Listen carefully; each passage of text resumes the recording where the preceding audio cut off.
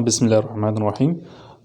सो respiratory system हमारा unit continue था।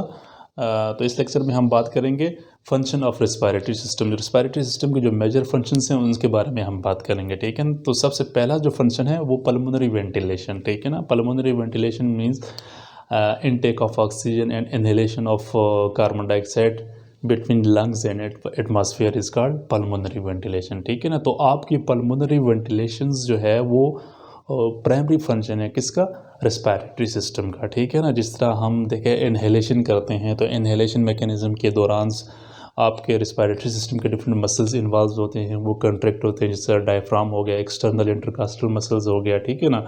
जिसकी वजह से इनहेलेशन के दौरान आप लोगों की जो चेस्ट है वो अपवर्ड मूव करती है और फॉरवर्ड मूव करती है, ठीक है ना। जिसकी वजह से आपके थोरेसिक कैविटी के अंदर एक वैक्यूम पंप जनरेट होता है। उस वैक्यूम जनरेट होने की वजह से एयर जो है वो एटमॉस्फेयर से रश होकर कहाँ जाती है, आपके लंग्स में जाती है, ठीक है ना। So pulmonary ventilation is one of the major function of respiratory system, ठीक है ना। तो सेकंड फंक्शन जो है वो क्या है, diffusion of carbon dioxide and oxygen between alveoli and the blood, ठीक है ना।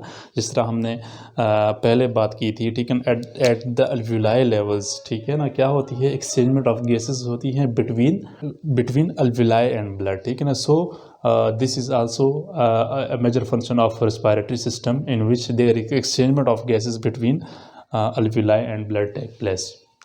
So the third function is regulation of oxygen and carbon dioxide between blood and body, ठीक है। inside the body blood level पे, ठीक है ना, oxygen की कंसंट्रेशन को मेंटेन करना it's a primary responsibility of respiratory system.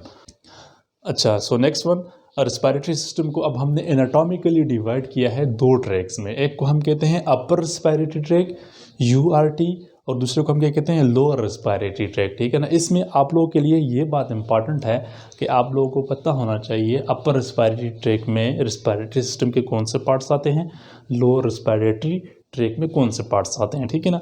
आइए देखते हैं अपर रेस्पिरेटरी ट्रैक में कौन से पार्ट्स आते हैं। अपर रेस्पिरेटरी ट्रैक में हमारा नोज़ आता है, हमारी फेरिंग्स आती हैं और हमारी लेरिंग्स आती हैं, ठीक है ना। ये तीन पार्ट्स जो हैं आपके अपर रेस्पिरेटरी ट्रैक में आते हैं, ठीक है ना। जबकि लोअर रेस्पिरेटरी ट्रैक जो है ना वो मुश्तमिल होगा ट्रेकिया, ठीक है ना, लेरिंग्स से नीचे जो वाले जो पार्ट है, ट्रेकिया हो गया, ब्रोंकाई हो गया, ब्रोंक्यूल्स हो गए और लंग्स हो गए, ठीक है ना। ये मिल के क्या बनाते हैं, लोअर रेस्पिरेटरी ट्रैक बनाते हैं, ठीक है ना। अब एग्जाम से रिलेटेड ये इंपॉर्टेंट है कि एग्जाम में MCQs आता है, which one of the following is not a part of upper respiratory track, ठीक है। इसमें होता क्या है, वो तीन ये दे देता है, एक जो है ना लोअर रेस्पिरेटरी ट्रैक का पार्ट दे देता है, तो आपने वो सिलेक्ट करना होता है जो इसका पार्ट ना हो, ठीक है ना। या इस तरह भी वो पूछ सकता है कि all of the followings are the part of upper respiratory tract except, ठीक है ना। तो डिफरेंट तरीके से डिफरेंट एंगल से MCQs बन के आ सकते हैं।